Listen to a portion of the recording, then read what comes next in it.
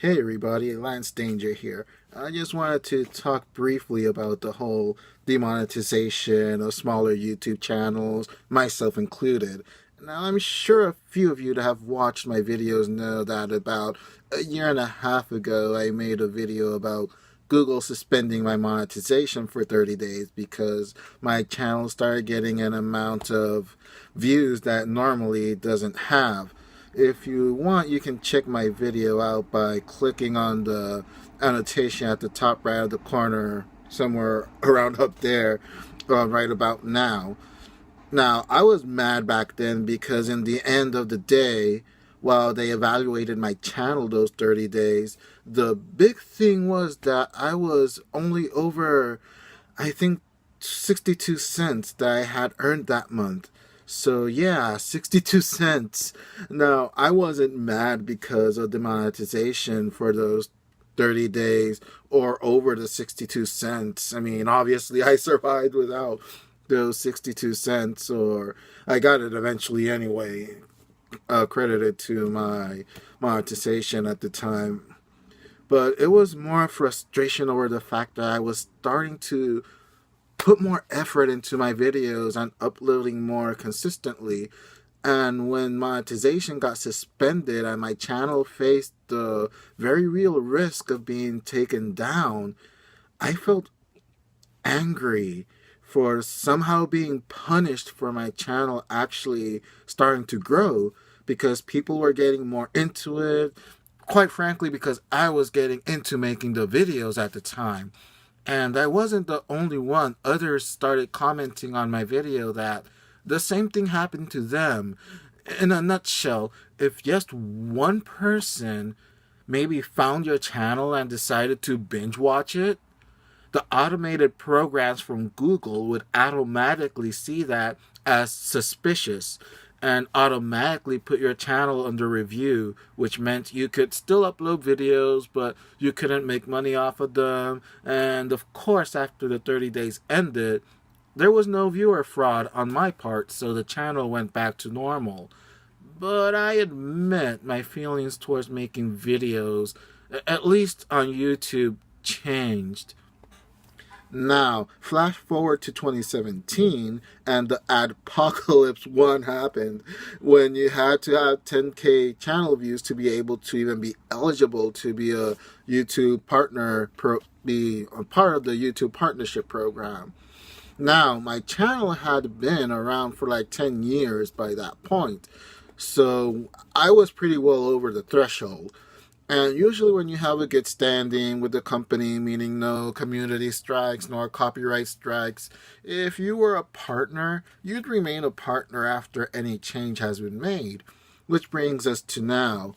Now in 2018, you must have 4,000 views, 4,000 hour views, and 1,000 subscribers to be able to have monetization. But not just that. If you don't meet the requirements, you can no longer do super chats, which are essentially live streams. You can receive donations in real time during the chat, or be able to put links to outside sites, like say your own personal website to link out from the annotation or end cards. And I'm not going to lie, when the news broke last month, I was furious. And I felt we all got punished over the actions of bigger YouTubers who get slaps on the wrists for doing things that smaller YouTubers would have their channels taken down for. And even though I'm in good standing as of a few days ago, I am no longer a YouTube partner. I am still verified, which that means that I can still do videos over 15 minutes. I can stream and use end cards and the annotations. And I was a partner in good standing also by the time that this came into effect. So whenever the next period of the 12 months, if I actually do achieve the 4,000 hours watch time and the 1,000 subs, Google will automatically review my channel and give priority to reviewing the channel over new channels applying from scratch to see if my channel abides by the rules and I get monetization back. I was mad. I was going to make a grand YouTube video, pretty much burning every bridge, but I held back. I wanted to do this when I was more level-headed and not do something I would regret later. I got to thinking about my YouTube channel and how it came to be. Funny enough, my very first video wasn't even a video about my own art nor myself. It was promoting a fellow creator's webcomic and website. And it got me thinking about how this channel started off, not even being about me in the first place. And no hope for monetization because, quite frankly, I think back in 2006, 2007, it was actually kind of harder to be a YouTube partner. So it was never for the money. But it wasn't really for me either. In a weird way, on and off, I'd make videos mostly about going to comics activities in Puerto Rico and slowly starting to make videos about my own creations.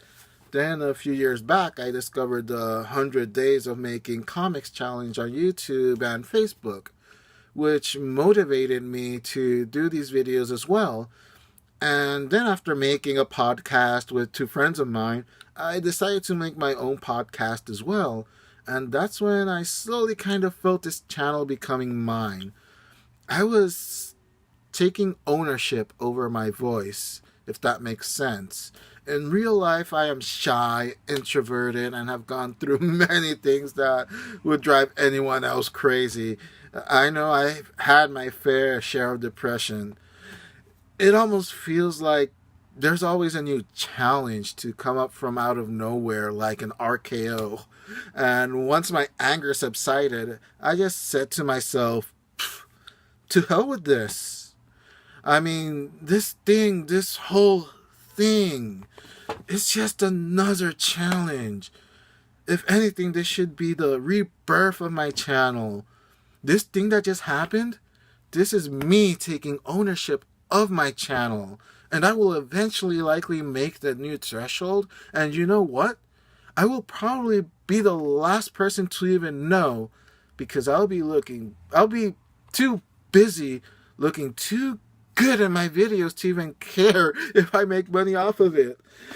In my channel trailer, which I will be updating soon by the way, I mentioned how this channel is an extension of my creativity and I want people to take positivity from this channel so they can feel inspired to do their own thing too. And in the end, that's what I really want to say right now. And what I needed to wait for about a month to actually make a video talking about this topic.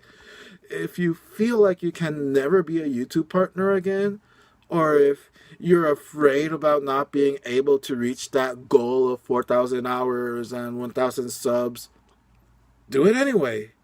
Do it for yourself. Dig deep and do it for the right reasons. Do it because you feel like you need to do it to connect with the world. Because you have a story you can tell. A story that only you can tell. And like I said earlier, this video and this stage of my channel is me taking ownership of Serene Chaos, the art of Alvaro Cortez Jr.'s YouTube channel. And I invite you to take ownership of your own channel and carve out your own niche and free yourself of the bondage that was being monetized. I'm not saying don't do it for the money or don't accept money or not to think about money. Just look at it from the perspective that, let's be honest, not many people make a living off of YouTube to begin with. If you're creative, think outside the box and get sponsors, review products, and maybe even get free swag from what you're reviewing. Sometimes you never know until you try. Promote your own art. Maybe you'll get people to actually commission you to either do videos or photography or artwork. And if there's one thing I want anyone watching this right now, at this moment, I just want to say you are awesome, and now is your time to shine. Thank you for watching. If you liked this video, as the young'uns say nowadays, like, comment, and subscribe, and even dislike it if you didn't like it. It really doesn't bother me either way, except if you have constructive criticism. Of course, that's always... Oh, I'm always open to constructive criticism, and I know my videos aren't the best, but I have been trying, especially as of late. I know I haven't updated that much, but it's also because I'm trying to take my time to produce better videos and do a better setting as well, a better setup. But anyway, like, even just disliking a video by pressing that thumbs down, that somehow still tells the algorithms that you're watching, so it's all good. Again, thank you, and I hope you enjoy what I have in store for the future. Take care.